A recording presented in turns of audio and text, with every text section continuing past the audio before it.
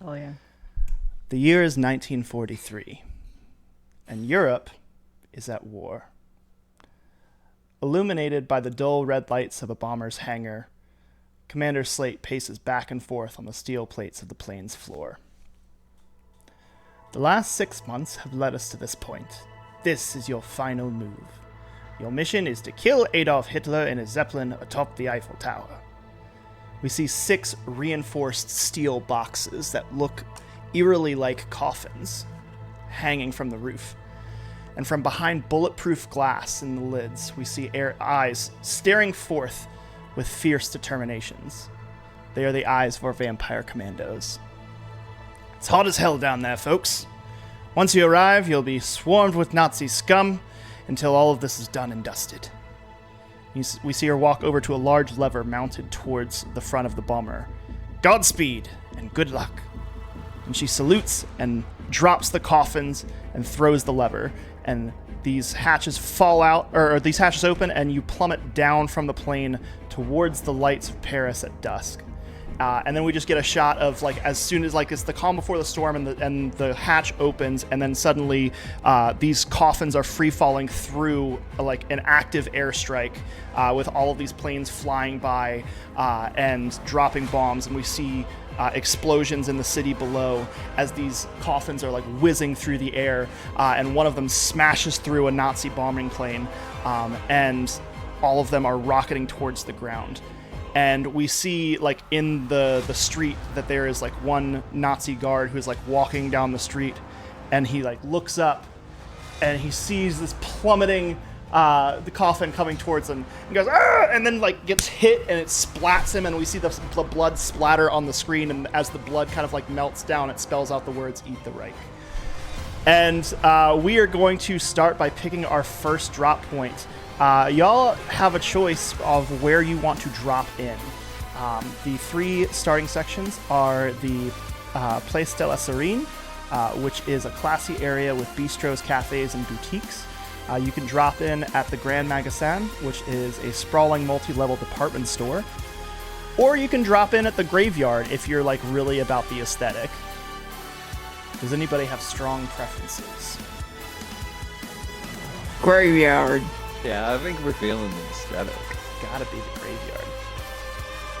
All right. We see this first coffin that hit on the sidewalk right outside of the Graveyard, and soon all of the rest of them follow as they land in front of this newly constructed German-only graveyard. And there are memorials set up for many of the officers who died during the conquest of France. And when you arrive, there is actually a military funeral that is just wrapping up as the swastika-marked coffin is lowered into the ground. There's a squad of soldiers here who were ready to fire a rifle salute, but now have turned their guns upon the dropped-in coffins. Your objective is to ruin that funeral! And there is an infantry squad unprepared, but still armed. So we're going to set up an objective tracker. And while I'm doing that, whoever wants to exit their coffin first, tell us how you exit, in what fashion, and what you look like. I would like to go first, because that is the American way, to go first. What does that mean? Don't ask. Chuck comes down from the projectile coffin that is his body and is his I cannot think and do this goddamn accent at the same time. His beautiful projectile like boots, they crush down onto one of the many one of those motherfuckers that hold on to the funeral, the casket itself, just absolutely incapacitating one of the pillars with which hold up this casket before it goes down. And as I come down, this absolute undead zombie cannibal motherfucker with a disgusting mustache that just did not grow out in the ways that they said that the hair would still grow after you die. Not the case. My teeth are green, my eyes are green, my skin is green, every part of me is oozing, but the only way for that to freshen up a little bit is if I had some of this Nazi flesh. So on top of absolutely decimating one of these soldiers, just taking a bite right from the face like Hannibal Lecter, who does not exist quite yet, I take out a little tiny mini cigar, light it on who knows what, and I just say, man, I wish I could piss right now, because I would be pissing on everybody at this funeral. Who's coming up next? So before the next person exits, you actually have a turn to take an action. You've got all of these infantry squads standing in front of you. They've raised their like ceremonial guns, which are going to be more or less useless in a fight, but they're going to try. What is your first move as you see that happen? What can I do again? Give me 1 second. Oh, I'm going to. Are they wearing... They got their guns up at me, don't they? They sure do.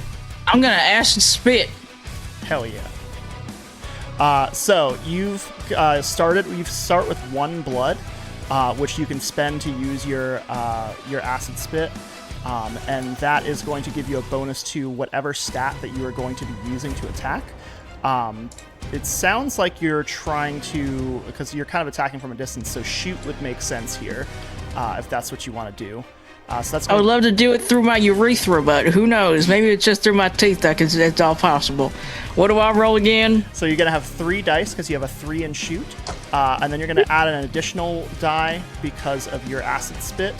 And so that's going to be 4 dice. Woo! All right. I got a 5. One success, presumably. Fantastic. Let me see here. They are going to get 2d6.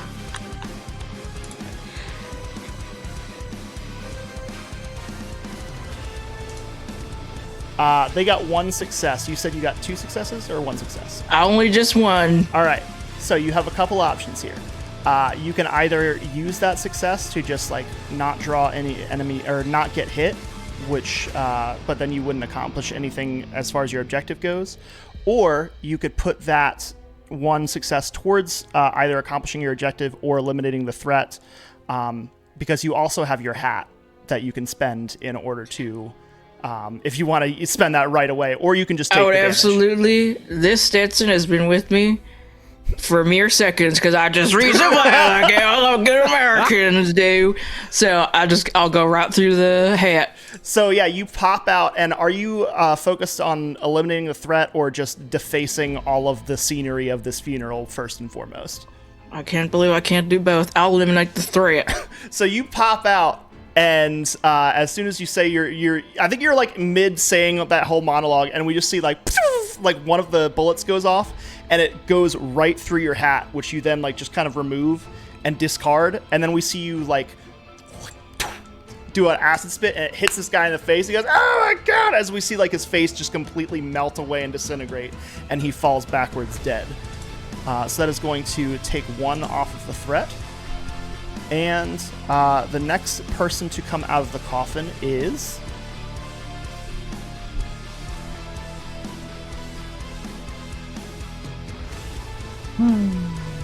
I'll come out of the coffin. I think there was something that was said earlier, and it was something about confidence or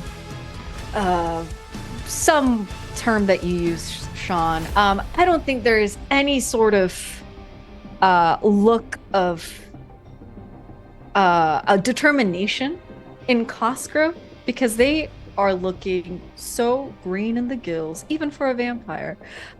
As the drop from wherever the fuck they were down to this a horrible place has had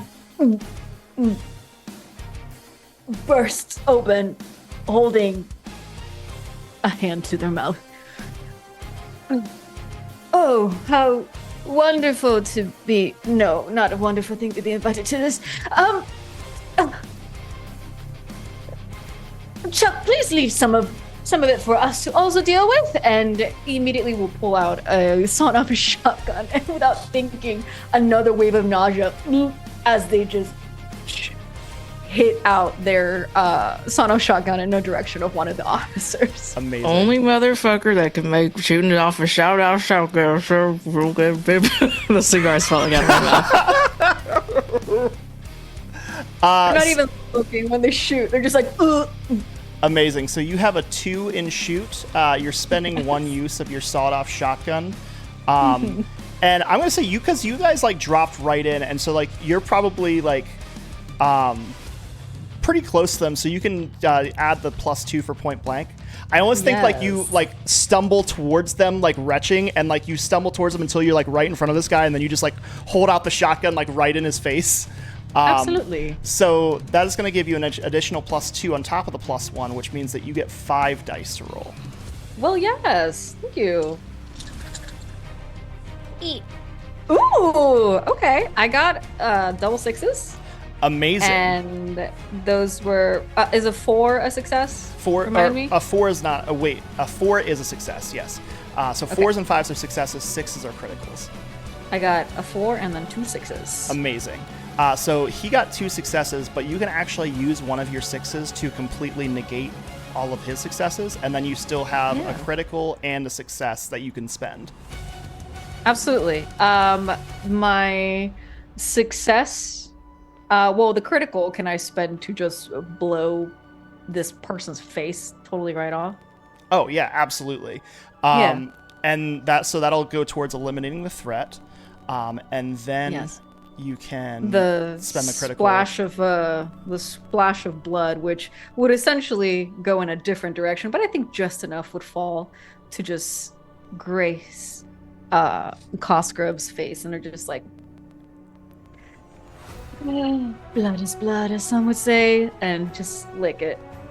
All right, so if you're spending your critical on feeding, then you can actually gain 2 blood off of that, and because you started with 1, that means that your total is 3 blood currently. Yeah. Well, yes. And then the other success can I use to move the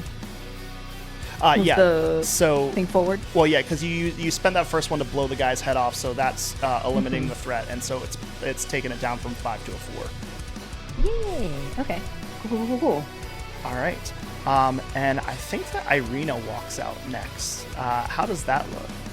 I think as the coffin is like coming down from the sky, for the fucking drama of it, you see as like before it even hits the ground, like as it's coming in, the door flies open, and she like flips out and stands on top of it, and then kicks it as hard as she can.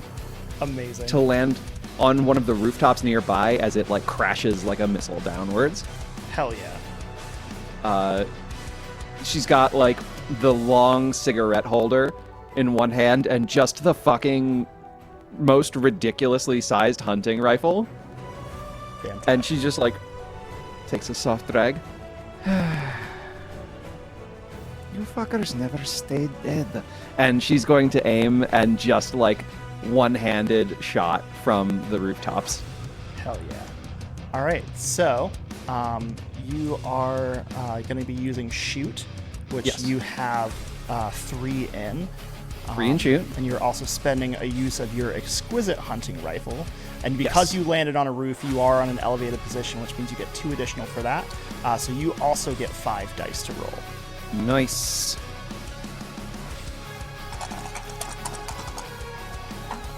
Okay, that is 2 6s and a 4. All right. So they also got 2 successes on that one. So you can, like I said, use your critical to completely negate that, and then you still get the 1 success and the 1 critical to spend on either eliminating the threats, on progressing your objective, which is to ruin the funeral, or to feed if you want to get some blood. I will ruin the funeral. Fantastic. So I think that what you do. So you're spending are you spending all of your successes on that, or are you going to split it up a little bit? I will spend 1 shot on killing, and I will spend the critical on ruining funeral. All right. I think that you are, like, everybody is kind of like at this point like scampering, and then there's some people who are like running and trying to carry the coffin away. And I think that you shoot the guy who is at the head of carrying the coffin, which causes the whole thing to fall. And then comically, like, there is a hill nearby, and then like the coffin breaks as soon as it hits the ground, and the body just like rolls out and just like rolls down the hill. And that is going to be 2 towards that, and then 1 towards the guy you killed.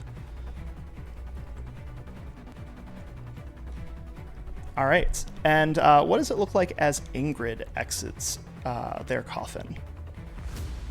The coffin crashes to the cemetery and the door falls open. And at first you think it's the impact of the coffin hitting the ground. And then you see a boot sticking straight out of the coffin. And it's pretty worn, and it's covered in dirt and mud and blood and moss.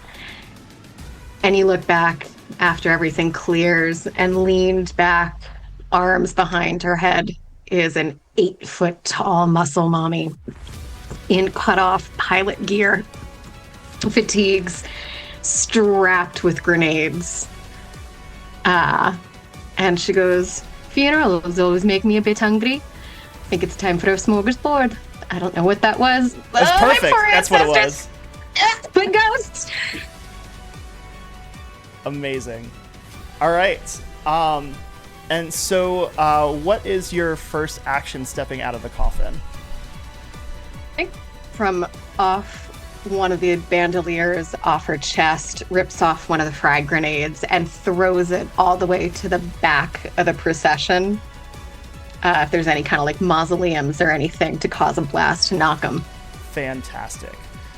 So it sounds like you are, you could make a case for either shoot since you're fighting from a distance, or fix if you want to like sell me on, some kind of sabotage that you're doing.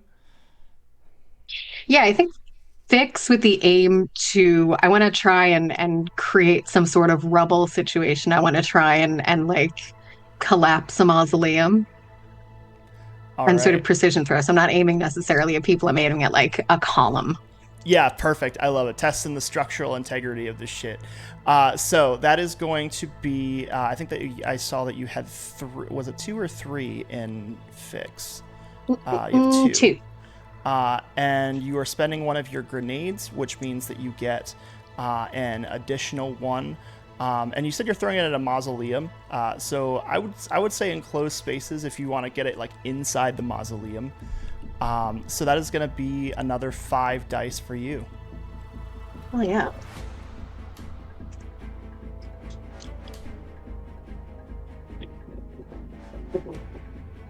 I'm looking for 6s. What am I looking for? 4s, 5s, and 6s. So 4s and 5s are regular success. 6 is a critical success. 2 4s. All right. They got 1 success. So you can use 1 to accomplish your goal and 1 to avoid any damage, or you can use both and take some damage if you want. I'm going to avoid some damage and move forward a little bit. All right, cool. So yeah, you chuck this grenade, and we see it like circling through the air, and it like rolls into like this small mausoleum where several Nazi officers have been buried, and we see it explode outward, and all of these like Nazi medals kind of like fly everywhere and are just burning and scorched on the ground. And let's see. Then next to come out of their coffin is going to be Flint. Last but not least, as like the coffin careens into the ground and plants itself, there's just like this wild banging and thrashing until it finally cracks open just a smidge. And like a cat with a particularly tight space, the entire body, once the head is out, it just careens in, and it's just and sniffing and snuffling. A big wet tongue flaps against the eye for any like debris and cleans its face and just looks around.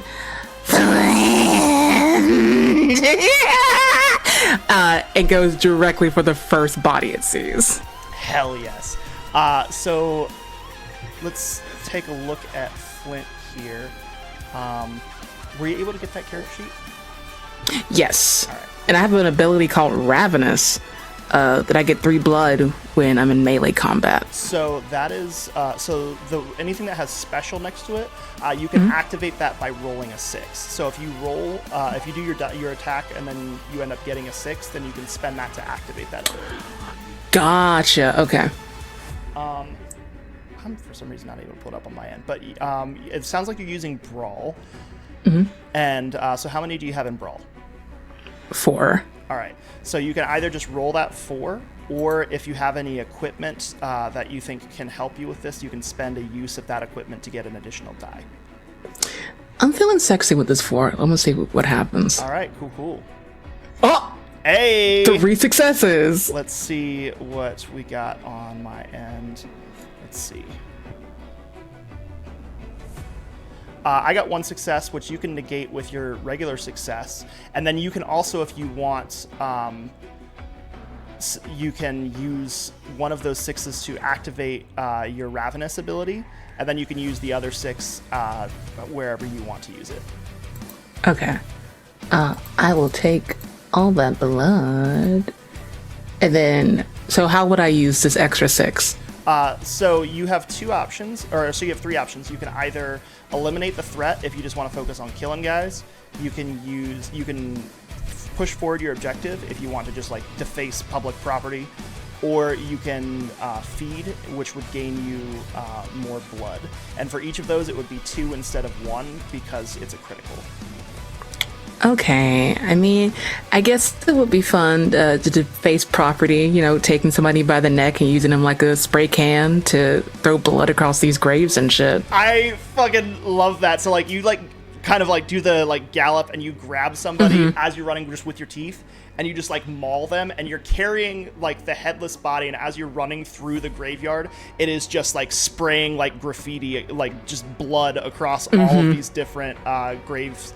These different gravestones. And also, so read the effect for Ravenous for me again. Let's see. When you're in melee combat, special, gain 3 blood. All right, cool. So that would just be, you could spend that critical, and instead of getting 2 blood, you're going to gain 3 blood. So you can go ahead and mark 3 blood. I had all of you start with 1, so you should have a total of 4 blood right now. Hell yeah. You'll get to spend all of that on some cool stuff later. And then the last coffin hits, and we see it slowly start to open. And stepping out, we see like dressed in like guerrilla warfare like fatigues, with the cross of Saint Lorraine kind of drawn on her eye below her eye with eyeliner. We see Nicole, who then like levels a machine gun at all of these fascists and says au revoir before she just sprays all of them. And she gets, let's see, what is her shoot?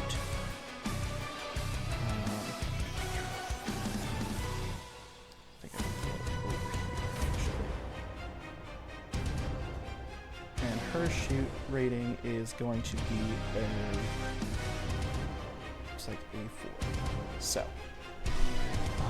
that is going to be 5 dice for her as well, because she's going to use spend her machine gun to do that.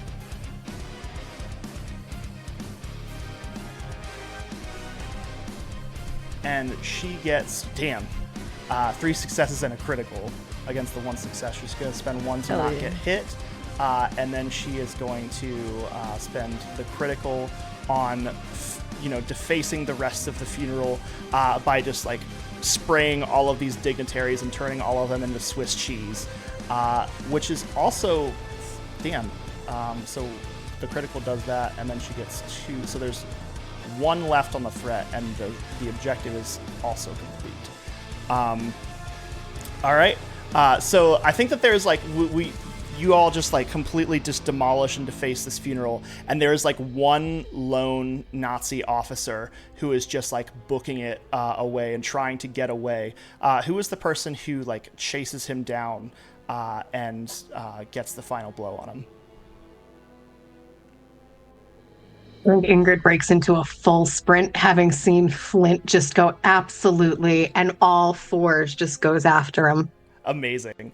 So I think that we see, like, as Ingrid begins to do that, we see like these ethereal spirits, like spirit wardens, kind of like begin to follow them as well, kind of also in that same gallop. It sounds like you're doing brawl. What is your rating in that? Is 3. Hell yeah. All right. So you can go ahead and roll those. And I got a 6 and a 4. amazing. All right. So yeah, with no successes, you are able to. You can spend that 4 to just eliminate the threat, and then you can use that last critical to feed, so you can get 2 blood off of that. Love to do that. So you like leap and pounce and grab him, bite him in the neck, and then just like rip out his throat and basically just turn him into a fountain. And as all of this blood is running down, and you are feeding. And that is how this game works. You have successfully ruined the funeral. As you're kind of like looking around, kind of examining the aerial battle happening above you and just the absolute carnage that you've just wreaked. What conversations are going on? What interactions are happening? Well. Everybody put on their best tip-tapping shoes on today. Could have dropped on a department store. We could have gone for a little, I don't know, rendezvous and gotten some clothes, something fancy things. But no, we had to go to the funeral. We had to do it for the aesthetic, for the vibes. What is the point of being undead if we do not embrace it? Cosgrave. Funerals. Such a spoil sport. The funerals are forever. Clothing deteriorates. Sometimes it's nice getting something new. Ingrid looks up. We can't shop hungry, though. You're awful to shop hungry with. And chows back down. Flint, how do you feel about clothes? Kind of rolls over in the dirt. and that's what Jesus Christ said on that mountain. You know, you say that an awful lot. I feel like there are a lot of things that you say that he said. Were you there? Irina, darling, you don't understand. You don't make it seem like you're trying to understand the Yankees. You just say things and you nod along. Flint! All right, Flint, you're right. I will be better, Chuck. Okay, I will not question your outbursts. I will. Honestly, you, Kami, you're not the person I have the most problems with right now. The lobster over there is the one that needs to hop off my dick. Right off. There's not much to hop off of. Lobster? The lobster? Flint? Because you put the red coats on. I refute that. I am anti-royalty, and I always have been. You see Nicole walks up and she looks over and she says, "We better get moving. Has everyone had their fill?" Ingrid walks back with an arm. To anyone?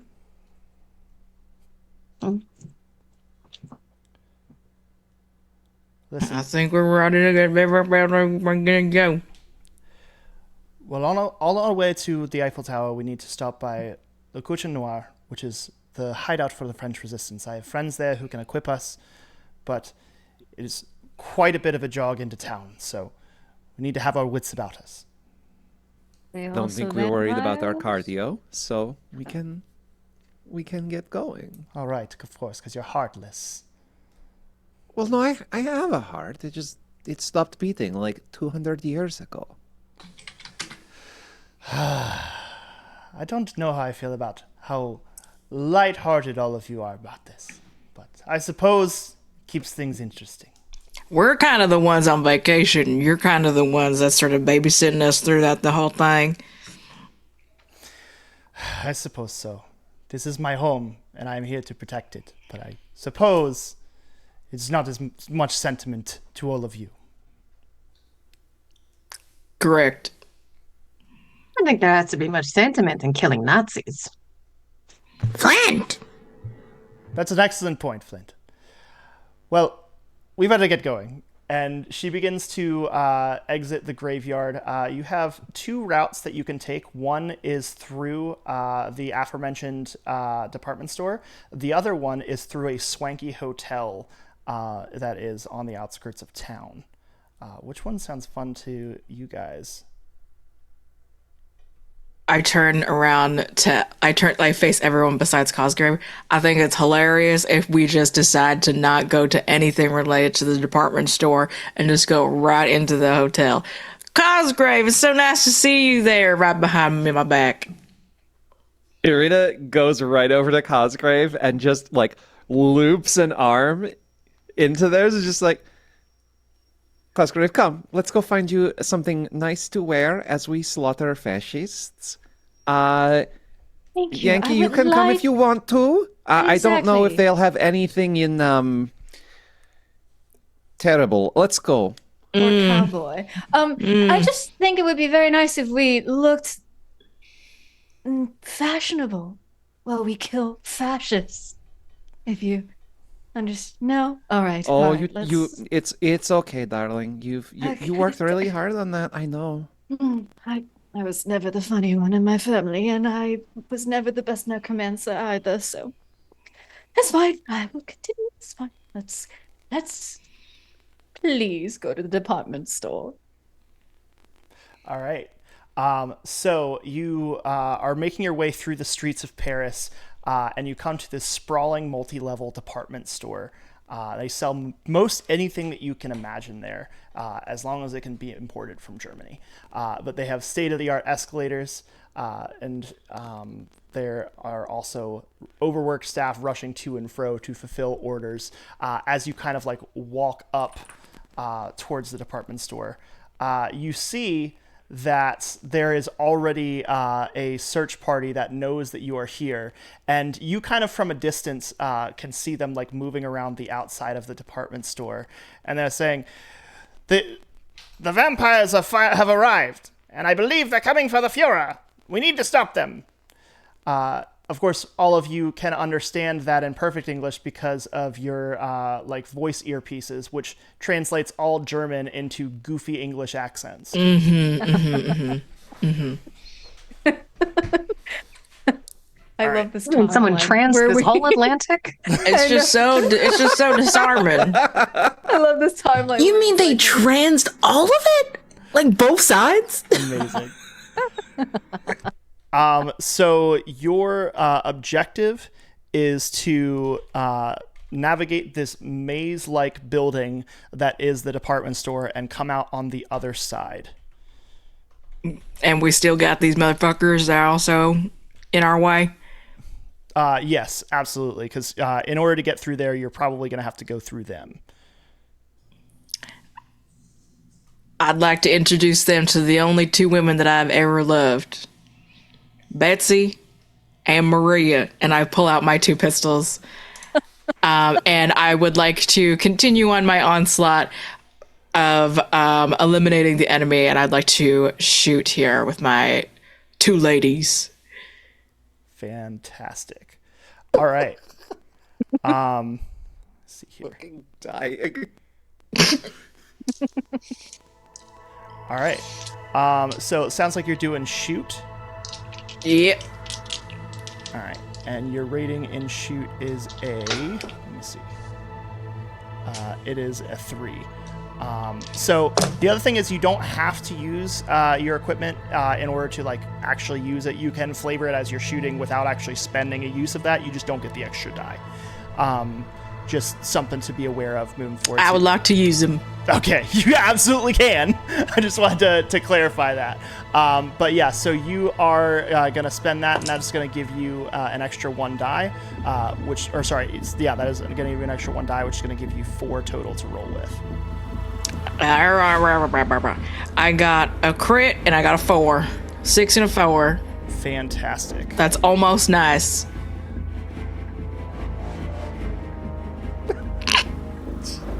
Sean? Sean? I would have reacted harder if I wasn't multitasking and also loading up a tracker. But I appreciate so betrayed. I appreciate it.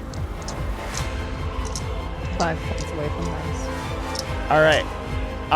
They got no successes, so you can spend all of those however you want. So I got 2. Is one of them getting a blood back? Is that an option? Yes. So you can spend a critical to get 2 blood back, or a regular success to get 1 blood back. And same rule applies to threats and objectives. It's 1 for a success, 2 for a critical. Okay. Yeah, I'll get 2 blood back, and then I will do my regular success into the tracker to navigate the maze. All right. So yeah, you.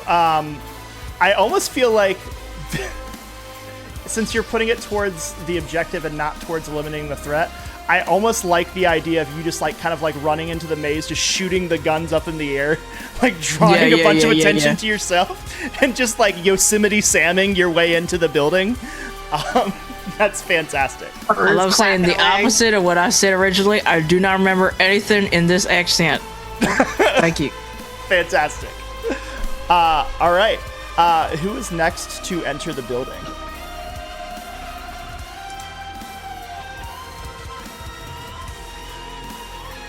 I can also just call on people if people are shy.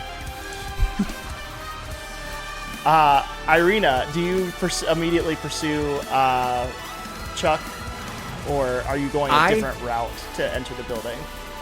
You said that there are like guards, or patrols going around the building.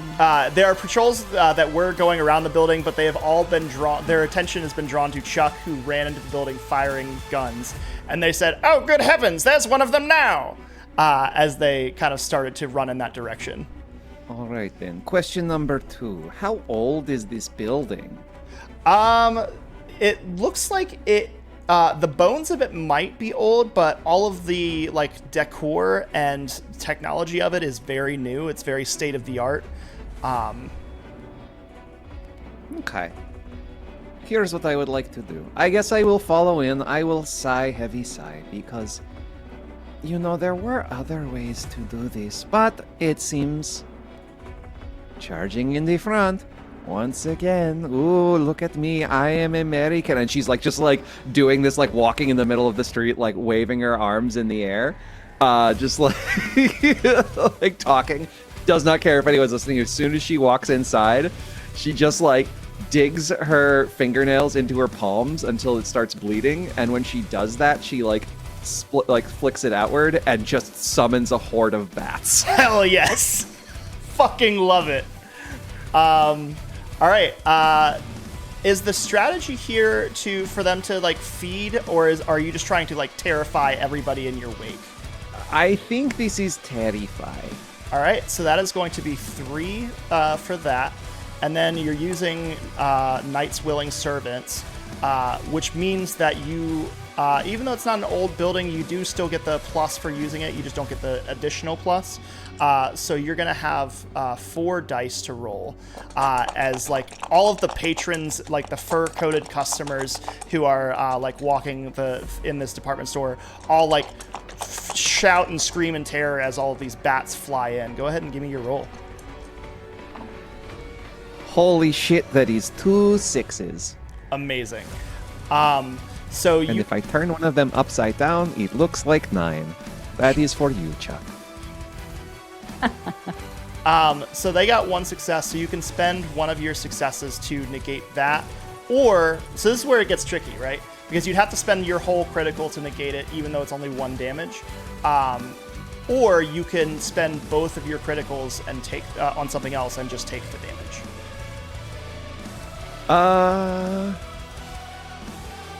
No, I think it needs to be in the moment. We are heavy succeeding, so I will negate attack, and then I will advance objective. All right, cool. So you negate the attack, and we're going to put 2 on Navigate the Maze. As you are just like, you're casually like strolling through the department store as all of these bats are flying, and like some are biting people and some are just terrifying people. And you see like all of this chaos running around you as you're just like picking up dresses and like looking at scarves and whatnot and just trying things on as all of this carnage happens around you. Cosgrave, how do you enter the store? I think Cosgrave will take a page off of Irina's book, and the moment that that the bats start flying, Cosgrave is like, ooh, and they will use Phantasmagoria, Hell yeah. which is an ability to essentially create illusions. Nightmarish illusions. So as they walk up to Irina and grabs a dress and like presses it against Irina, like, oh, this would look so lovely with you, or maybe me. And then as they do so, they just start just piling all these different things, and every single thing that they touch begins to, like, in the eyes of everyone in this place, begins to morph and shape and take on these like very eldritch, awful looking, shadowy kind of figures, or maybe even turned rusted, or like fill up with holes, essentially touch unto the nightmares of any of these people that are in the building. And they're essentially walking around the maze of this store, allowing this miasma of horror to take over as people just start scattering. Hell yeah. All right. And so it sounds like you're using Terrify as well. Yeah. What is your rating in that? I have a 2. And did you say you're using one of your like abilities? Yeah. It says to mark blood. So do I go down on blood? Or... Yeah, you would spend blood. So mark blood essentially means that you're going to spend it. Okay. And then it says incorporates the background in a clever way. So by you doing like the clothing and everything. Yeah, absolutely. Can I do the additional one? Yeah, Okay. so you'll get 2 dice off of that plus your rating in Terrify. Okay. Just to make sure, is it to be true to what I'm seeing? Is it the little plus signs means the dice that I get? The amount of dice, yes. Okay, so I only have 1, so I don't get 2 more. I only get 1. Well, you get 1 just for using it, and then you get an additional 1 on top of that for meeting the condition. I see. Okay, cool. Let me also just, before I forget, mark down my blood so that I don't forget them. Okay, 2 4s and a 5. All right. So 3 successes. I got 1 success. So you can either negate the damage and have 2 to spend, or you can take the damage and have 3 to spend. I think I will negate the damage and then use the 2 to navigate the maze. And the way that they negate the damage is the moment that one of these individuals tries and comes over to strike Cosgrave. They had just picked up a belt, and to look at it like, oh, this is nice. Look at this plush leather. And immediately as this person comes forward, they wrap the belt around this person's neck and just tighten it. Wild. That's sick. And just like let that happen before just letting their body drop. Don't you ever do that with me? You have to ask nicely, dear. And you never do. And you see Nicole walks by and says, "No time for flirting." And she kind of like does like a softball pitch, and you see a smoke grenade begin to roll down the center of like the row, and it explodes and obscures everybody's vision. So she's gonna roll for that, using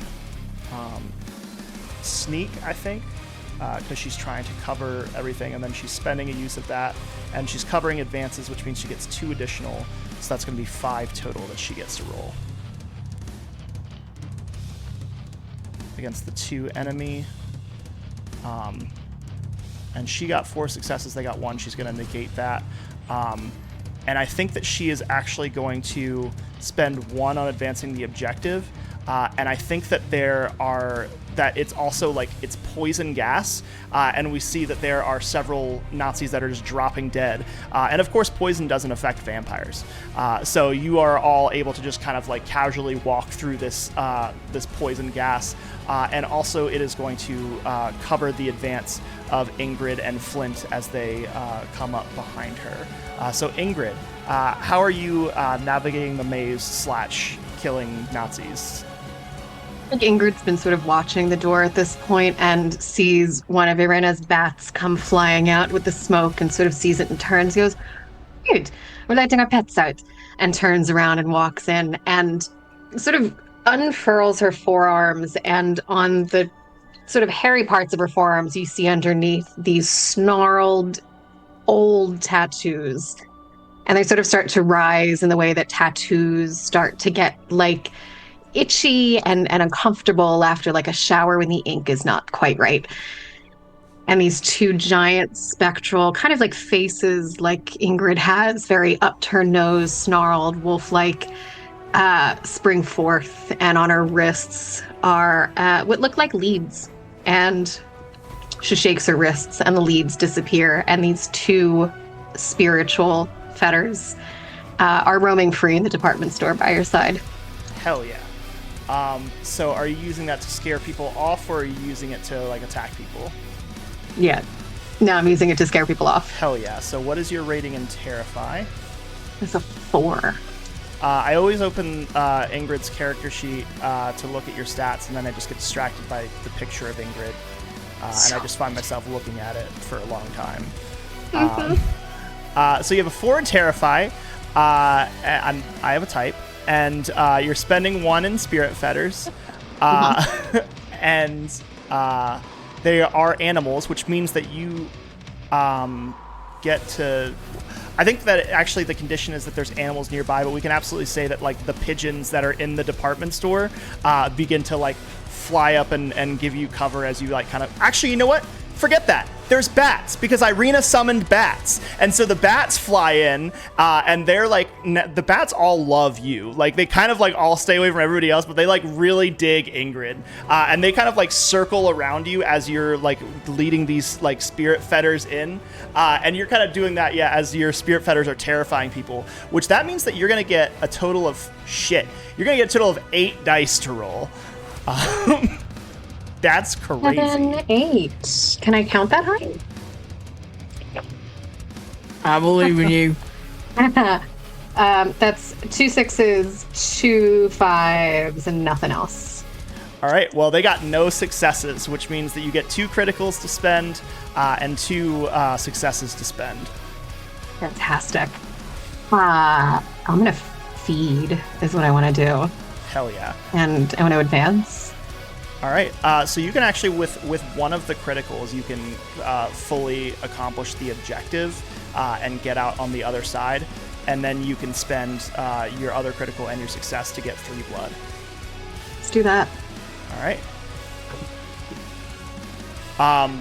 And yeah, so you all are able to follow this cloud of bats and these spirit fetters that are chasing everybody off as Ingrid kind of leads the way through like this sprawling mall and just like kind of kicks out the door on the other side.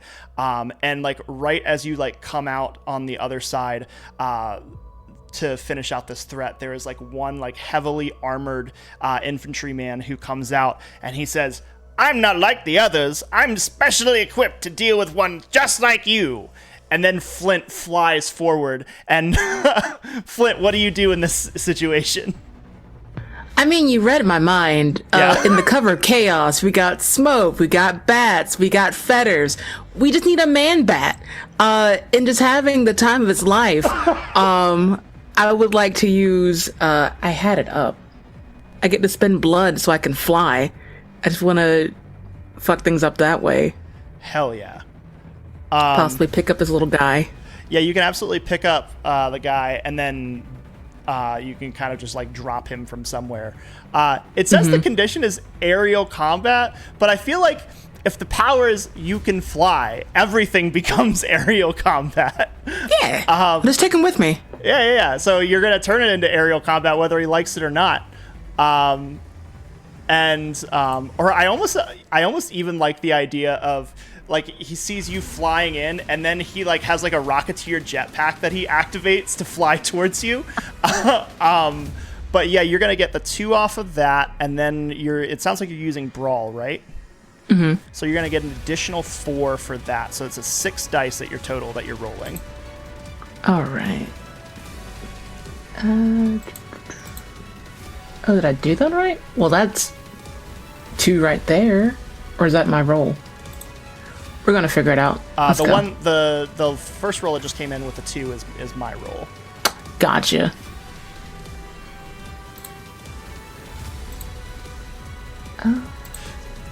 Yeah, you got it. Okay. Except you actually get to roll 2 more because of you're spending your ability. Let's see. This interface is so lovely. I don't know how to add more dice to a roll.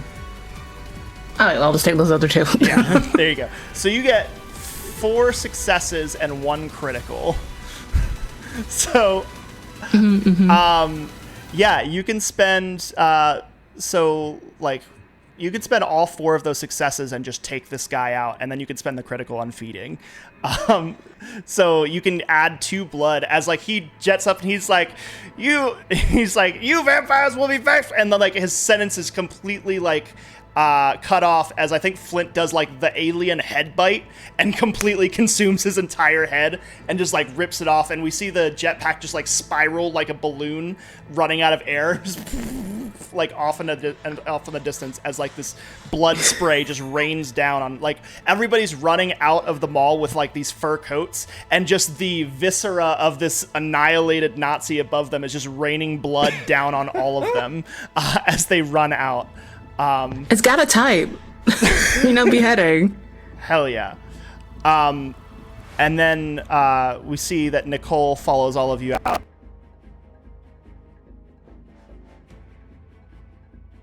Oh. Oh. Uh-oh. Uh-oh. Do we lose have lost somebody? Nicole. Oh, there you are. Welcome back.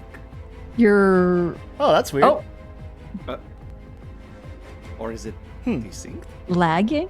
Hello? Oh, you're lagging. Am I That's lag? what it is. Oh, no. Yeah. It's weird because I'm not lagging on my end. The decapitation. Well, we were just about to go to was break so anyway, real. so I can figure it out on break. So everybody who is watching, get up and get some water, and we will be right back. Literally, Joe, I can't like look at you directly because the second I do, I'm just like, Jesus Christ, dude. You look like a squidbilly. And we're I am. I am a Squidbilly. Oh my gosh. All right, welcome back to Eat The Reich, everybody. And we are back as we've just trashed this department store and killed a lot of Nazis in the process. We see Nicole walk out of the department store, and she says, "The best way to go is down, through the catacombs. There are less Nazis down there, and they don't know the way around like I do." Nicole, I don't want to sound misogynistic or Suspect you're going sexist to. or any amount of means nasty, but you make having no ass look good. All these French women, no asses. What does that have to do with anything? I don't know if that's a compliment or not. Okay, well, I'm going to move on from that. I'm not sure how to interact with you Americans. You're always saying just unhinged things and saying it's just you speaking your Like truth Jesus and on the exercising mountain. your rights to free speech or something. Well, Jesus on the mountain. suppose we should be going. And she begins leading all of you through the catacombs, which is, as you go down into the catacombs, it is pitch dark in there. Luckily, as vampires, you have no problem seeing in the dark. There are several tunnels, sepulchres, and forgotten my screen just scrolled. Hell yeah. Forgotten mausoleums and the like, natural places for vampires to hang out, which is why this is a great location for the underground network that works here. As you begin to navigate through it, you can hear and see like distant flashlights moving down certain tunnels of Nazis that are moving through here, trying to find where all of you are. You have to get through this subterranean labyrinth and onto the other side into the next in order to get to sector 2. Let me see here.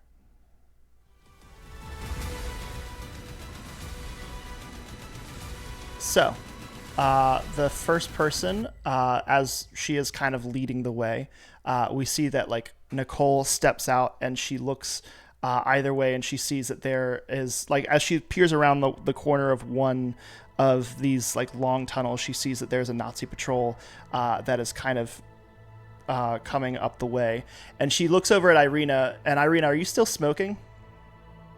Oh, absolutely. It's like one of the fancy cigarette holders too. It's like it's like one of the elongated ones. There's a cigarette just in the end of it, and it's like a fresh lit one. It's like anytime it starts getting low, she just lights a new one. And like Nicole looks over and she says, "Can I borrow that for a second?" Are you going to give it back? Of course. Yeah, well, here you go. You don't want to borrow mine? It's just like nasty and chewed and no filter. And she takes it. She says, "I think I'm okay." And she pulls a Molotov cocktail out of her bag and lights it with the cigarette before just like tossing it down the hallway, and just igniting these Nazis. So she gets 5 for that.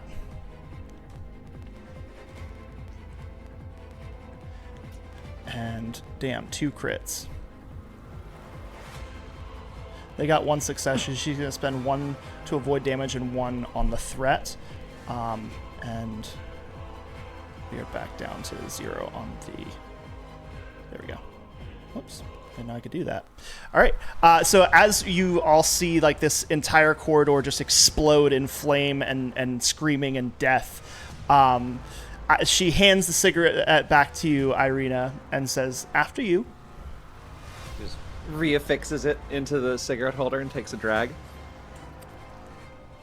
It was a lovely conflagration. That's a big word for fire, Chuck. I speak in... Oh. I was just gonna ask. I know. She just starts rolling down the hallway. Amazing. All right. So there's another patrol coming down, or making their way through these halls. What are you doing about that?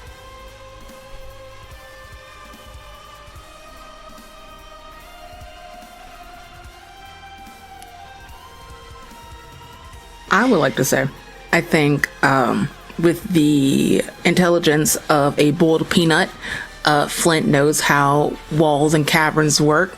So with just a nasty Flint, and then echoes Flint, Flint, Flint, try to like distract and confuse l'ennemi. Incredible. I actually love that as let's see. That could definitely be terrify if you're trying to scare them. Which that's going to be the better of the 2 that I had in mind, so I would go with that. Hell yeah. So you get 3 off the bat with that.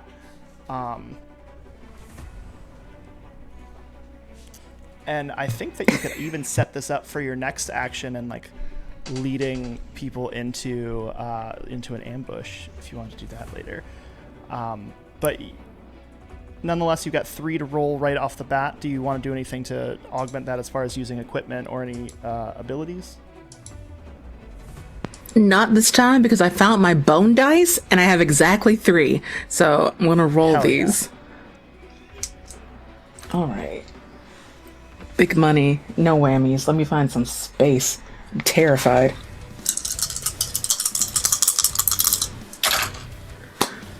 And I won't be doing that again. 0 successes. These dice All only right. like the between. Cool. So this brings up something interesting. They got 2 successes. However, once per session, if you roll 2 successes or fewer, you can trigger a flashback to spur yourself on to victory. And so if you want to do that, then what will happen is you'll get to re-roll, and you'll get to re-roll with 2 additional dice. Sure, I'll give that a shot. All right.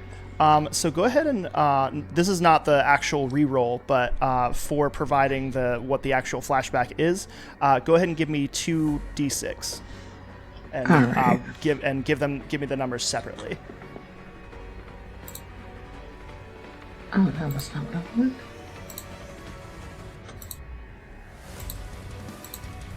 There we go. Okay, that is 2 successes, a 4, and a 5. So roll just 2 more dice, because we're just gonna figure out what the actual flashback is before we resolve like what the actions are. Okay. And 2 crits. All right, 2 6s. All right. This is basically like a roll chart.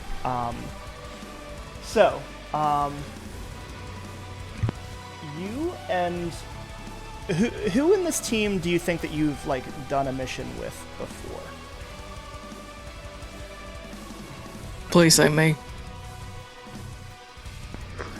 You got me. All right. What do you think that Chuck respects most about Flint?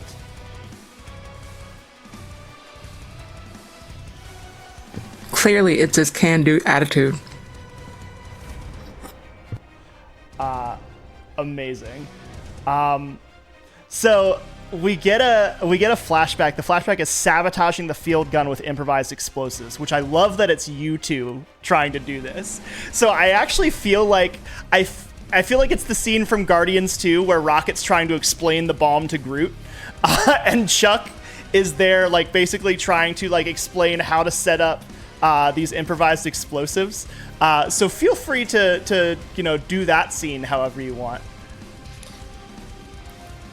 All right, Flint, you gotta jerry rig all your spit, all your cum, and all your shit into all these little places, and you can make them all into semi-explosives, and then you actually can put the plastic involved and you wrap it, even more fire. Can you imagine the type of explosives that an aerosol can and your shit and your semen can provide? And you're nasty, and that's what I love about you. If I didn't even think about it a little bit, I'd be even a little bit in love with you. What did I say? Don't worry about it. Flint, Flint. Light the fire, Flint! We then see like Flint like trying to figure out this explosive and like trying to produce all of the necessary fluids to make this chemical concoction happen, and it's not working at first. But they're just determined because they don't want to let Chuck see them fail like this, and so finally they get it together. And I think that Flint, in this moment, you are like thinking back to that, and as you're yelling down these corridors and like making all of these echoes happen, and it's not getting the reaction that you had hoped it would. You look up. and you like see that they're like in the catacombs, that there are like these lights that are kind of like wired around this platform, and on top of the platform there is a field gun. And you remember all of the spit and all of the cum and all of the things that it takes to rig this thing up and sabotage it. Because good old Chuck taught you how. And so you decide to change tactics as you leap up onto the platform. What was that other reroll that you got? Ooh. It was 3? So do I do those 3 again? No, we're just going to take it because that was a really good roll and I don't want to make you redo Gotcha. it. And they got 0 successes. So this is incredible. So you got 2 crits and 2 successes. Jesus. All right. And they got no successes. So the catacombs might be quick, y'all. How do you want to divide up your 2 crits and your 2 successes between blood, the objective, and eliminating the threat? I will go straight for the objective. Like, I'll cash All right. in. I mean, this actually works perfect because you decided that we're using the flashback to do a sabotage thing. And so I think that like all of you are kind of like you're kind of moving through. Flint has disappeared. You don't really know where they went. And you're walking through and Nicole goes, "There used to be an exit here. There's no more They must have blocked it off. Bastards." And she's kind of like at a loss, and we can hear people like closing in, and she's like, "What do we do?" And you are all like suddenly surrounded by several Nazis with guns, and like right before, like as you guys are getting ready to fight, there's this massive explosion, and all of you like get like ringing in your ears for a second as the walls behind all of these Nazis like fly out from this huge explosion and they get crushed by all of these rocks. And then we see on the other side that Flint is just standing there on a platform, and you can all see moonlight coming through the roof or not the roof, just the giant fucking hole that Flint's explosion put in the street above, as they kind of just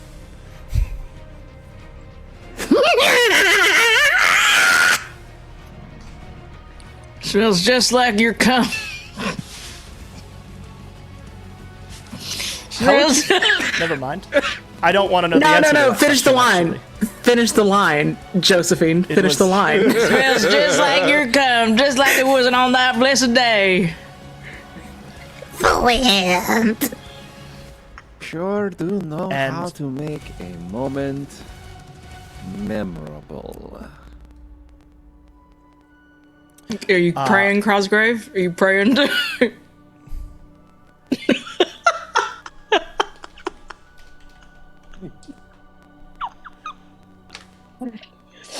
You can hear me. Are you there, God? It's me, Margaret. I'm right there. Oh. All right.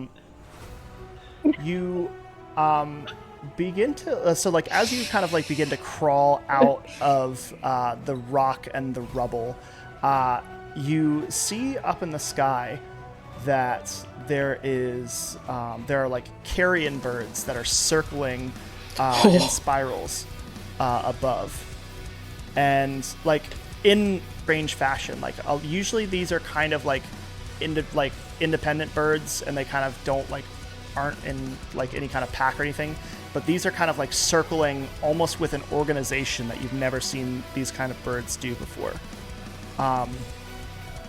And you begin to like crawl out, and you look down the street, and you can see that there is a like armored car that was in the middle of the street that looks like it was hastily abandoned. And you can also see that all of the like exterior metal on this truck is just completely rusted out. It looks like it's been rusting for years, but it clearly was just left here today.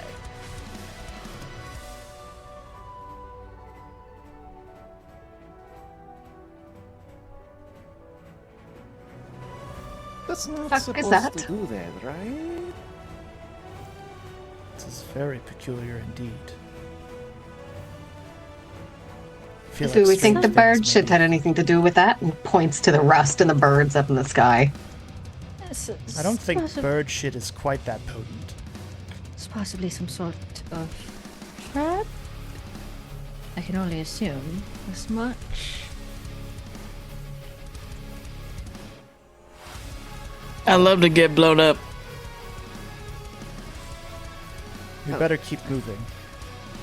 And as Nicole starts to move forward, you can see also, you look up into the sky as there is the airstrike is still going on, and you see that there is one plane flying above you, and suddenly the engines just go out, and it slowly starts to descend until it crashes into the side of a building. And Nicole, like, seeing that, like, says, "We need to run for cover. If that's going to happen more, then we need to be out of the area." And she, like, runs into a building. Will buildings stop a plane falling from the... Ah, fuck, she's gone. Follow the flat ass friction. Look, it's quick goes too. It's like, oh, well, she's running. I should be running too. Just goes. As you walk into this like what looks like it was once just like a tenement building, everything around you, like all of the metal in this building has started to decay and to rust, and you see these carrion birds are kind of hopping through the building, and they don't seem to be picking at anything. They just seem to be like here because something has summoned them. And as you like walk further into the building, you see that there are there is now, like, you walk into this big room and you see that there is like this huge circle of floating metal pieces and just like revolving like through the air, like as if they're just like floating in a magnetic field, and they are all surrounding this 8-foot tall horrific looking woman who is covered in all of this rusty metal. And she looks at all of you and says, "Behold your demise." So we're going to fight the Rust Witch to close this one out. She is a threat of 10.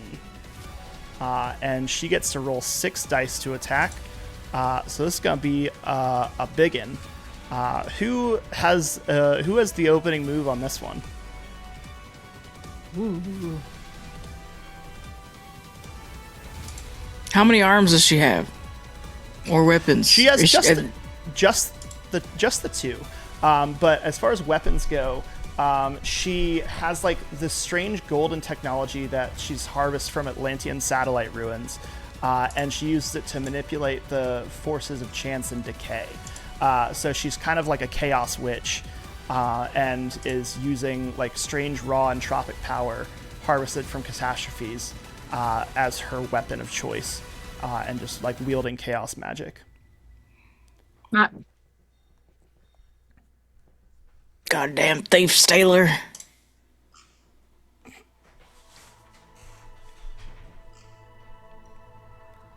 All right, let's see. Is this are we like, we're in a building, right? Like it's is there open air at all? I would say that there's, so like what I'm picturing is like you're kind of like in like a big atrium, and there's like stairs leading up to like where all of the rooms would be, but like all of the windows have kind of been broken out, and so there is definitely like air kind of coming in from the outside, if that's what you're looking for. And probably the rooftop is probably like a little bit worn away and like has holes in it in some places.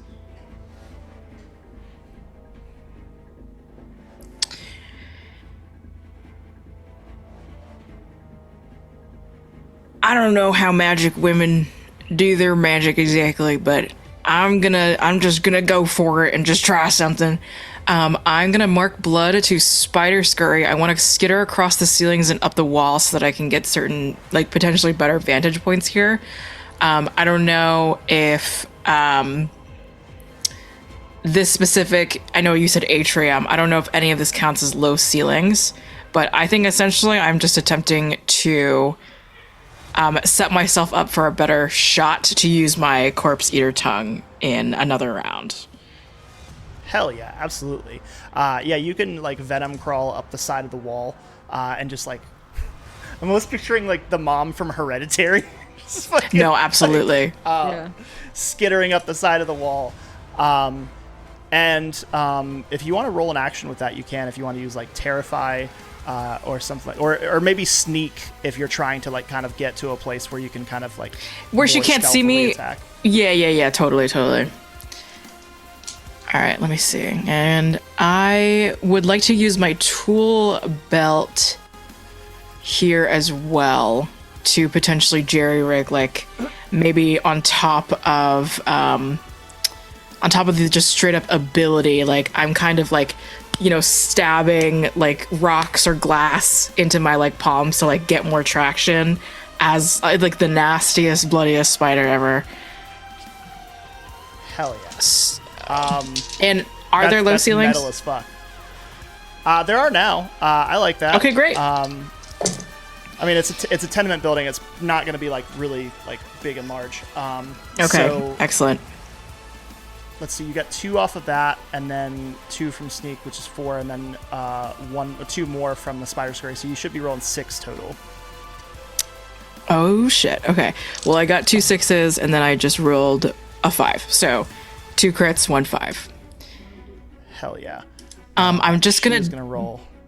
devote Well, she's some gonna of roll her this. dice, Oh yeah, go for it. and she gets 2 successes.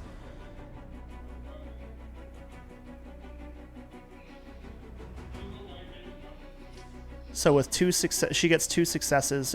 Do you want to negate any of those, or do you want to spend all of your stuff on stuff? So how much is a crit worth in the situation? You could negate all of the damage coming at you with 1 crit. Yeah, I'm gonna do that, and then I want to get some more blood with the other crit, and then is there a specific, I don't know if I'm adding to a specific tracker with just the plain success.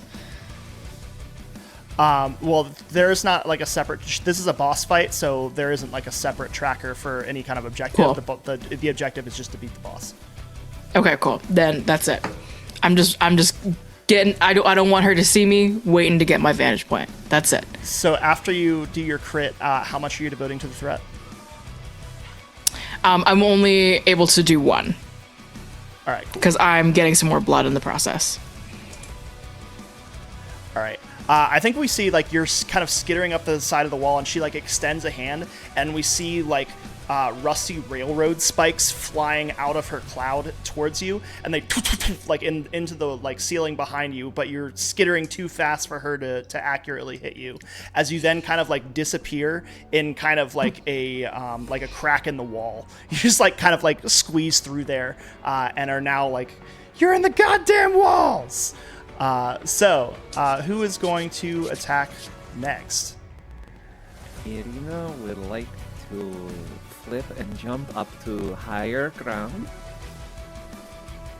And with the comically large battle rifle, I would like to take aim and fucking shoot the witch. Hell yeah. All right, so that's going to be shoot, and then you're also spending. Are you spending a use of your rifle? I am spending a use of my rifle. All right, so that means that it is going to be 4. Well, you said you're kind of getting an elevated position, right? Yes. All right, so that's going to be 5. 5. And also, when I use a ranged weapon, my special reduces a threat's attack rating by 1. Awesome. So if you get a critical, you can spend the 6 to activate that. Okay.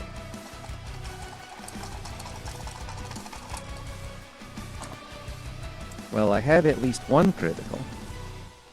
I have 1 6 and 3 5s. All right. So the way challenge ratings work is they're essentially damage reduction. This particular boss, surprisingly, actually doesn't have a challenge rating. So you don't necessarily need to use that special here. But there will absolutely be like other bosses that are going to have a challenge rating.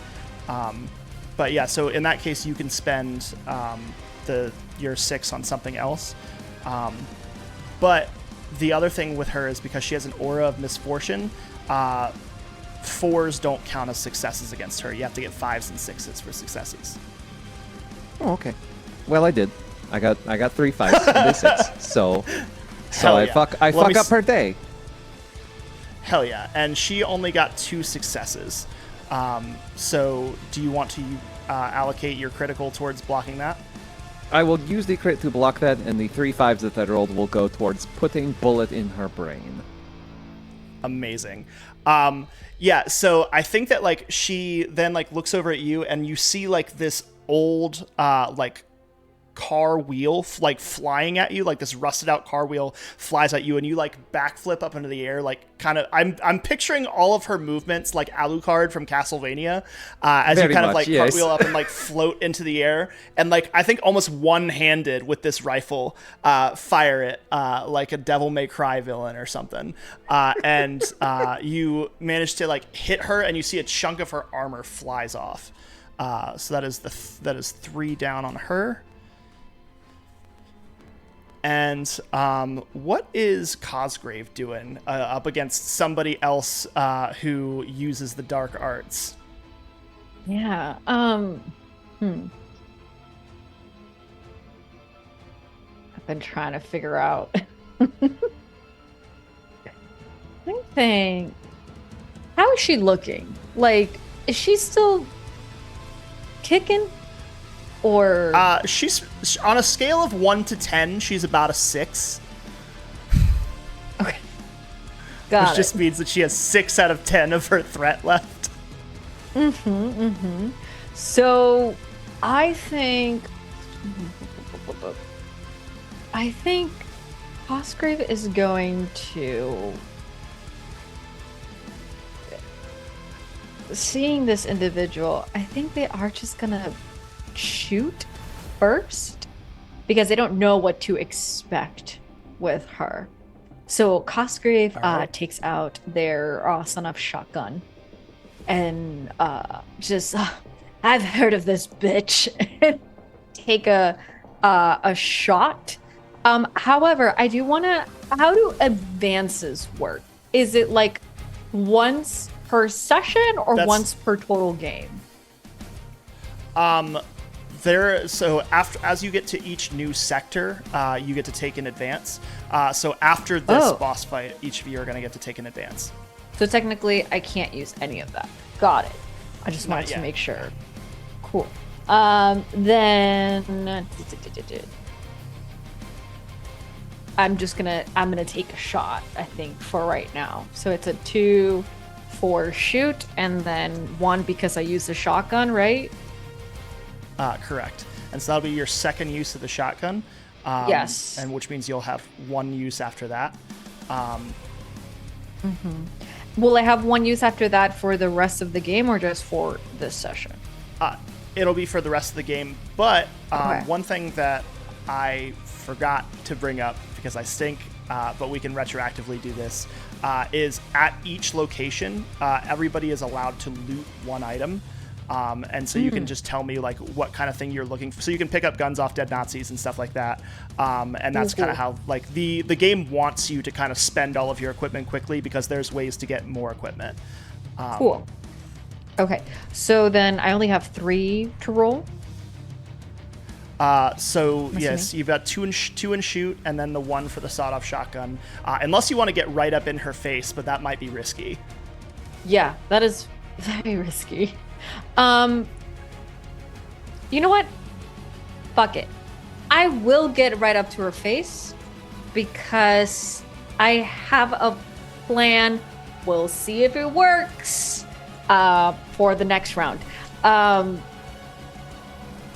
shenanigans. All right. So 4 dice. Shenanigans. Ballsy. 5. Because you God get save the 2 queen. for close up. Okay, 5. Oh boy. Okay. Against her 6. Okay. So I only She got gets 3 successes. I only got 2 successes. However, I have a special. One of them was 6, and I can reduce a threat's attack rating by 1. All right, so you have a couple options here. You can either spend it to do that, and then you'd probably still end up taking the 2 damage from this. Or, because you only rolled 2 successes, you can trigger your flashback, which you get once per session. And then you'll be able to re-roll that with an additional 2 dice. So you'll get 7 dice on the re-roll. Oh. Once flashback? Where is this? That is just a mechanism in the game. And that's what we did earlier with Flint and Chuck. Yeah. But on page, let's see, it's in the book on page 47, is it? No, You know what? I'll pull it up. I'll trigger the flashback because I'm trying to make this work. It is on page 41, if anyone would like to look. So go ahead and give me. You said it's once per session or once per game? It's once per session, so you'll get another one and then another one after that for the next 2 sessions. And we're right at the end of this session, so like smoke them if you got them. Okay, got it. I'll do it. All right, Yeah. so go. Let me go ahead and roll to see what we get for these. Who So do you think you've done a mission with before? Oh, I think definitely Arena. All right. For sure. I think we've got our little... So, I think that you and Irina were on... we get a flashback to you two on board a plummeting airplane. And Irina, like, almost died. But what did you do, or what nearly killed them, and what did you do to save them? Oh, okay. Again, anything plummeting from the sky, Cosgrave is immediately just, this is the worst thing that could be happening to me. But I think Irina maybe had been stuck to some kind of a heavy piece of equipment or some kind of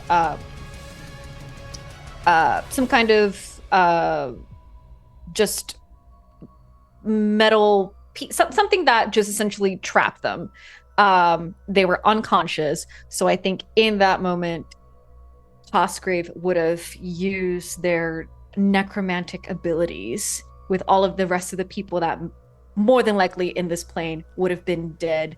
They raised essentially a horde of these dead bodies to then try and move this piece of equipment to get Irina up and awake before the impact hit them so that they could escape.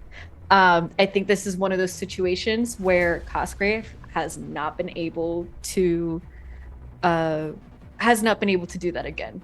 Cosgrave second guesses their abilities often, and I think that was more so a in the moment, let me try this kind of situation. Yeah.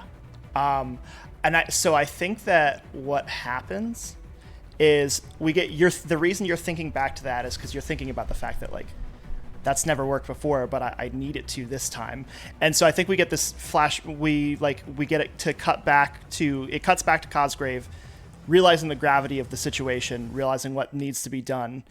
And I think we get like just slow-mo of Cosgrave running towards the rust witch, and she begins to like chuck sheet metal and all of this rusted metal and whatnot. And we start to see, as that happens, the bodies of dead Nazis coming up around Cosgrave and grabbing the sheet metal and pushing it out of the way and like throwing things away and like taking shots for it. And basically like all of these zombies, like basically the zombie horde is behind Cosgrave as he's doing this charge and like just pulling all of this stuff, this debris that the Rust Witch is chucking at them out of the way.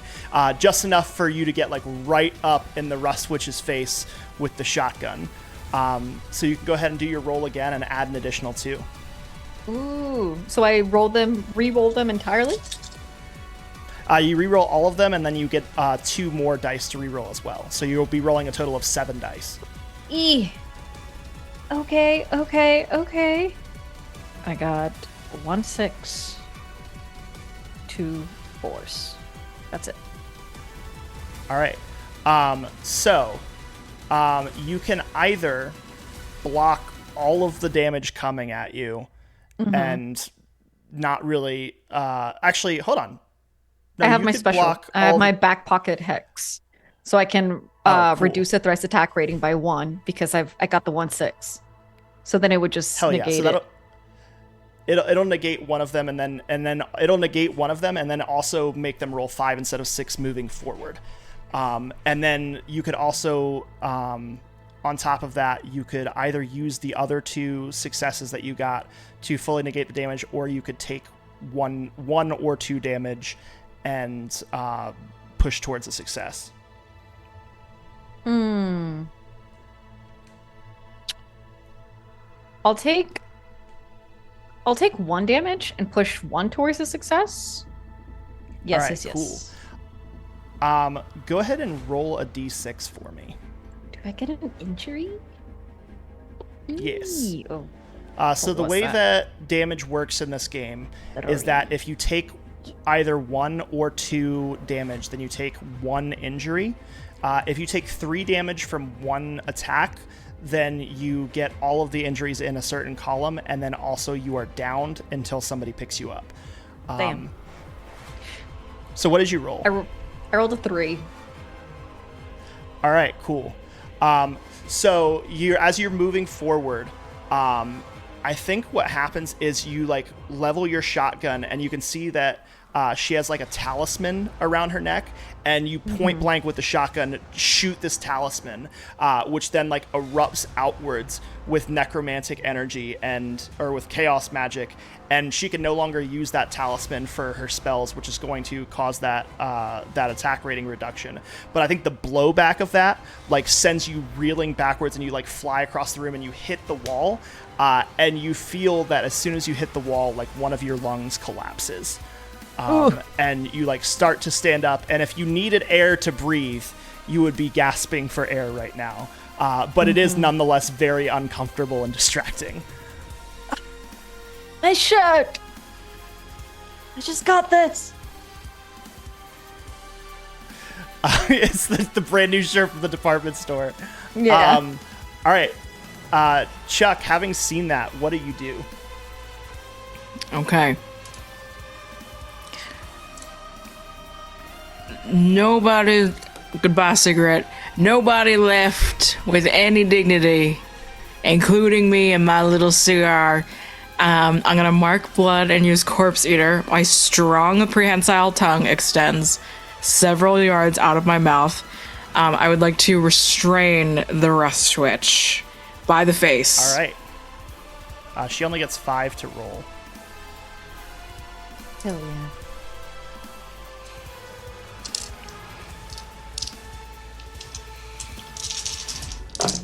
Please. Okay, I got a crit and a 4.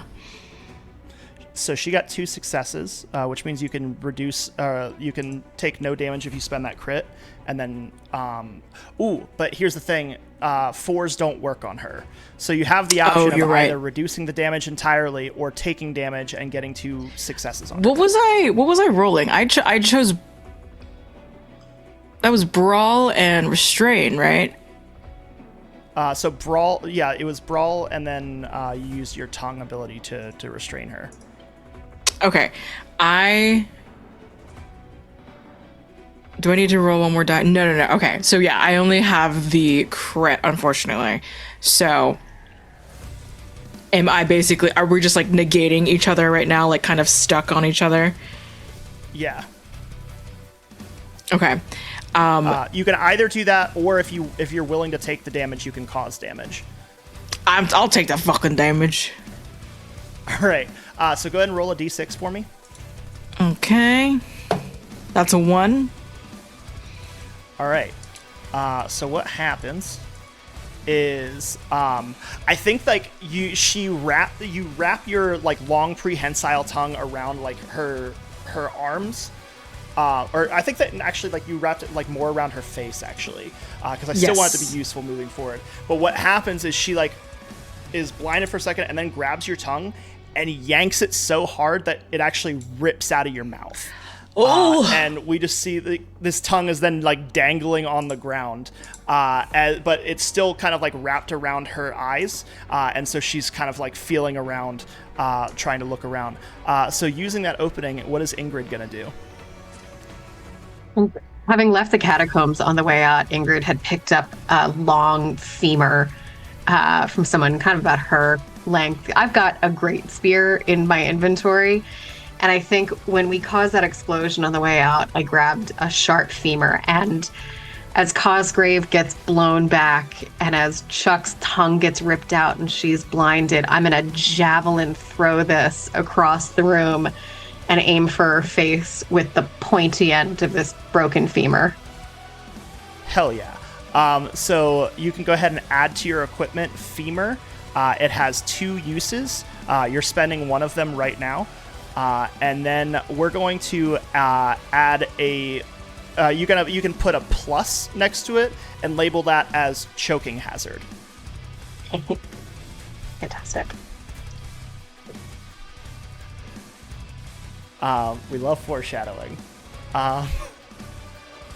So you're using brawl, or actually it looks like you're using shoot because you're throwing it. Yeah.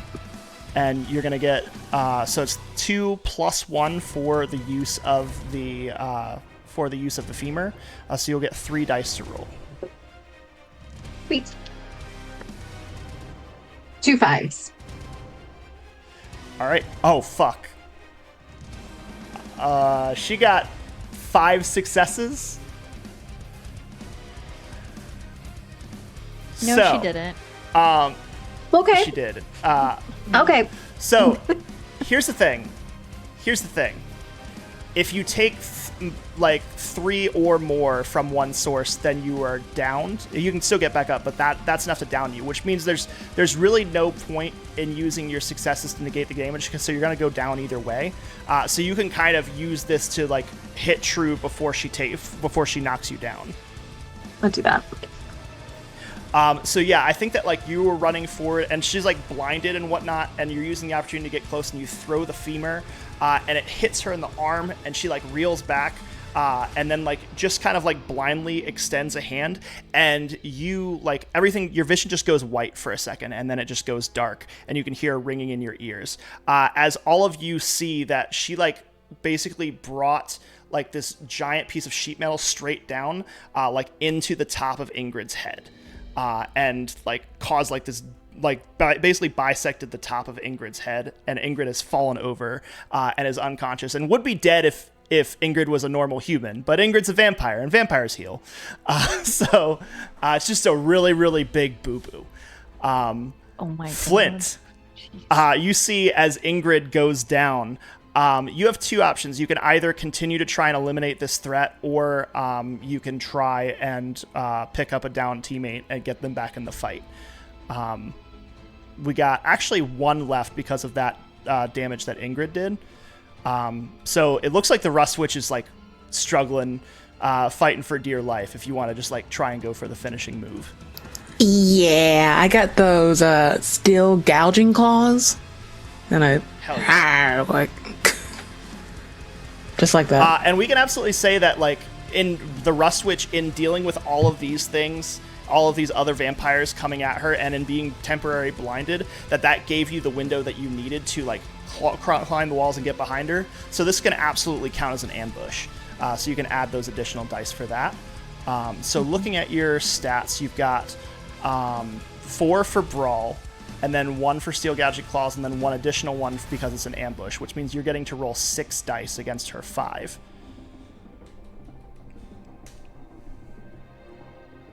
Oh boy, oh gee, oh golly. Well, All right, 2 successes and a crit. So, you can block. You can either block all incoming damage and not finish her off, or you can take 1 damage and finish her off. I'll take the damage. All right, go ahead and roll a d6 for me. All right.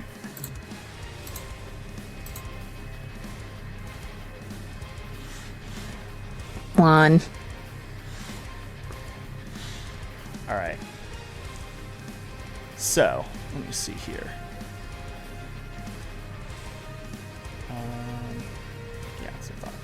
So yeah, you like, she like finally gets it off, gets the blindfold off of her. The blindfold, Chuck's tongue off of her face. Same just in thing. time for you to like land on her shoulders with these steel gouging claws, like. Each of them, like, you're so big, these claws are like the length of daggers as they just like dig into her chest.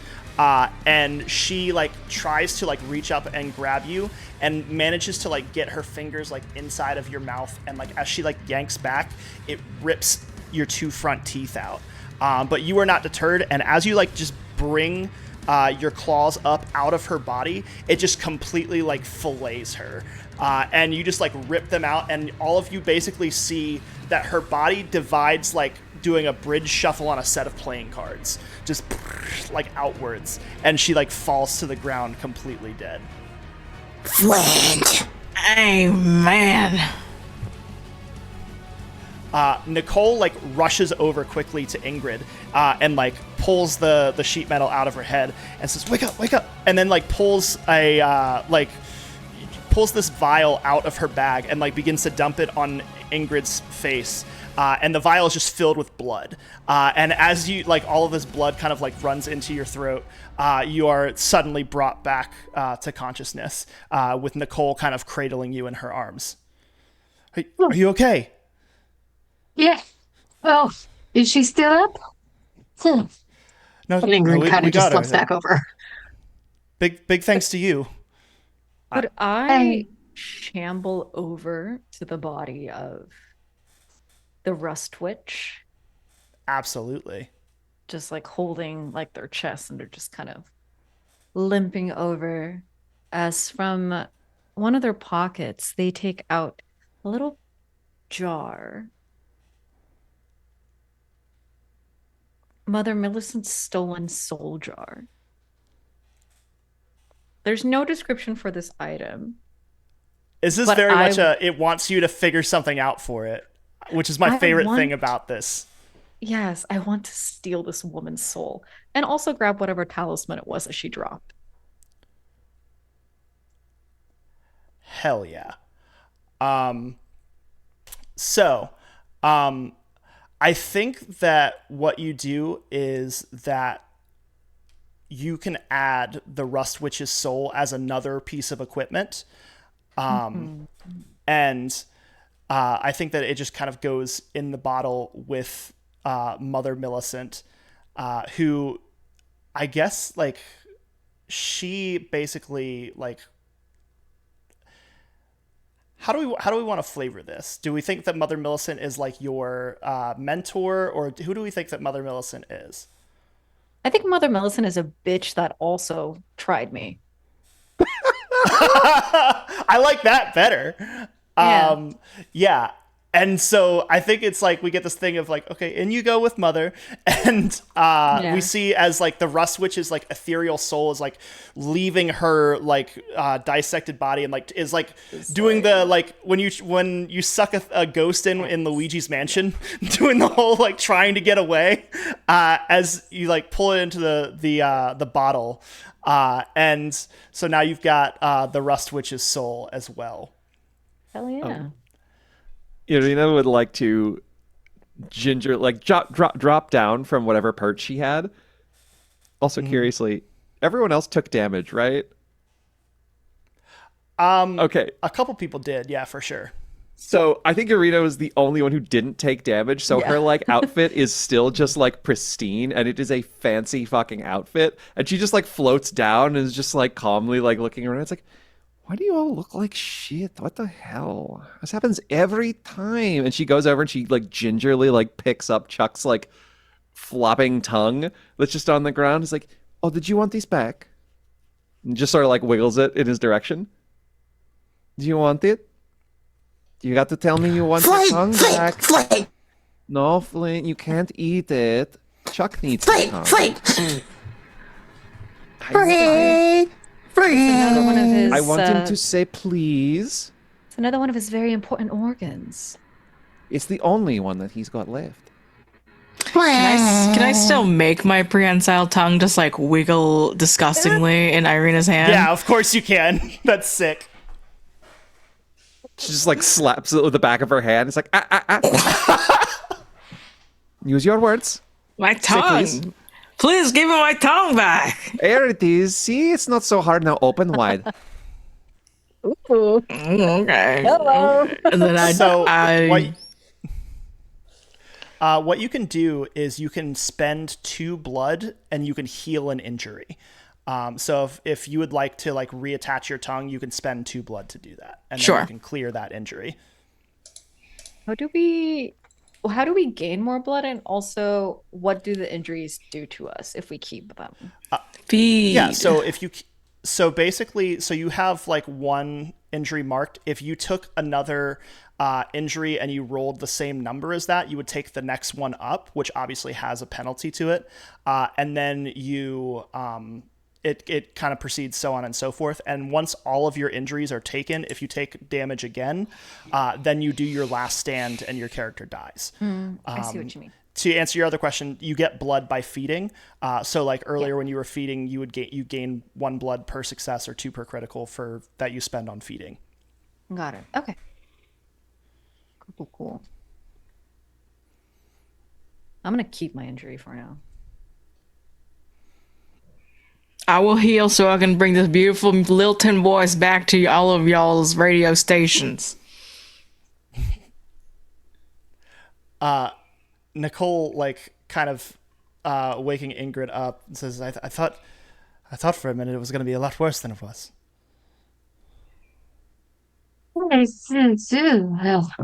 But yeah, but and finally like comes to having soaked all the blood in. Yeah, but I mean, got it done like flat back, and stands up and kind of dusts himself off and falls back again.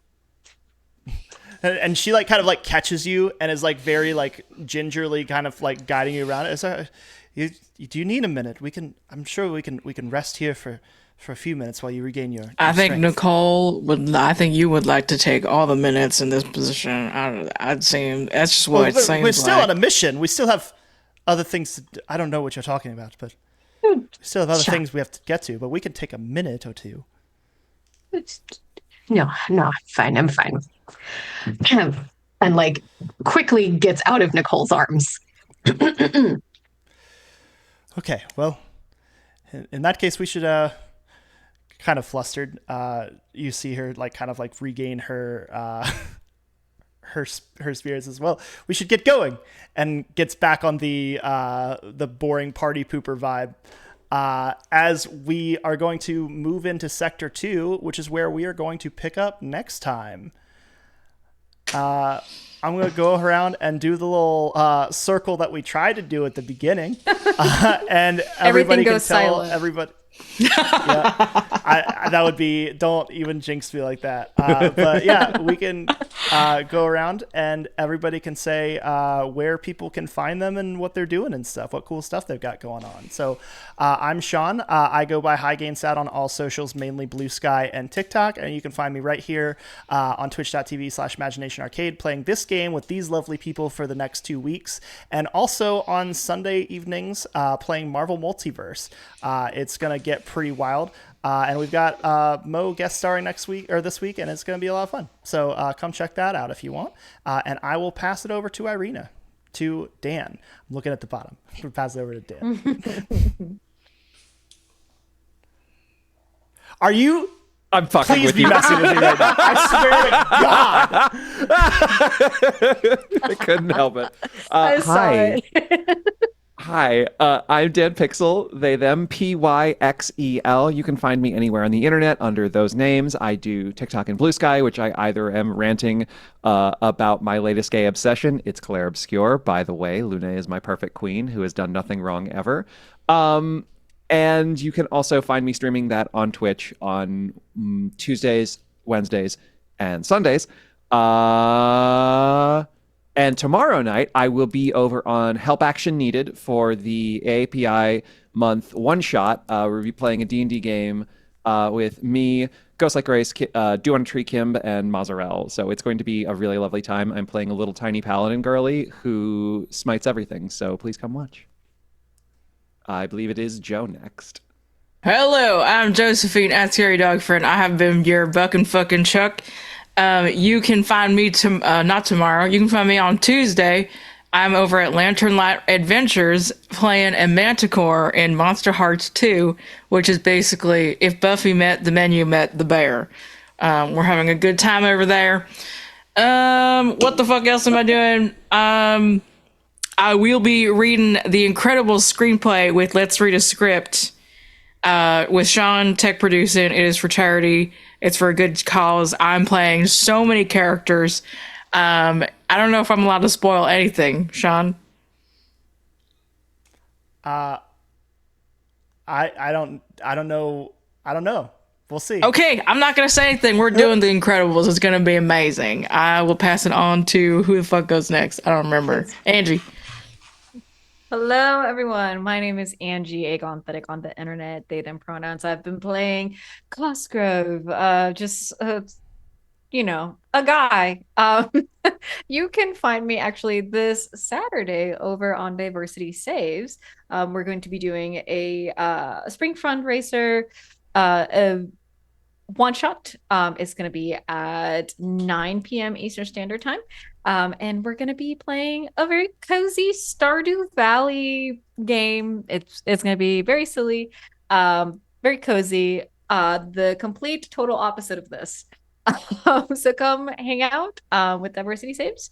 Yeah, excited for that. And then you can find me every Sunday, as long as we are playing. We did have last Sunday off, but every Sunday over on Tales Archive for our ongoing D&D 5e campaign. We're in the triple digit numbers for that campaign. Yeah, things are about, we're gonna have another cozy stream this Sunday with that. Just chill before things hit the fan. And yeah, that's me. Next is, oh my God, Liz. I was like, Hi. stream. What's going on? I'm Liz. I was hanging out tonight as Ingrid, the herbo with a head injury, and I'm going to spend, honestly, the next 2 weeks apologizing to my Danish ancestors and working on an accent, because the fuck. Where can you find me? Don't, I mean, don't. I'm here the next couple of weeks, and then after that, I don't know. Maybe as the Moulin Rogue in places tilting at windmills, but I'm glad to be here for the next couple of weeks. I'm going to throw it over to Vin. Oh my gosh, hi! I'm Vin at VinVoxVA on all the socials, at Blue Sky, that is VinVox.com, which is coincidentally my website. I am a voice actor and tabletop performer. I played Flint! And I had a great time. Thank y'all so much. I don't know if I'm throwing it back to you, Sean. I guess so. But right. Thank you all for hanging out. I knew there was a reason that I go last. I fucked it. This whole stream is, we're here. We're queer. We did it. We're done. Everybody, we will see you next week. Until then, take care of yourselves and drink some water.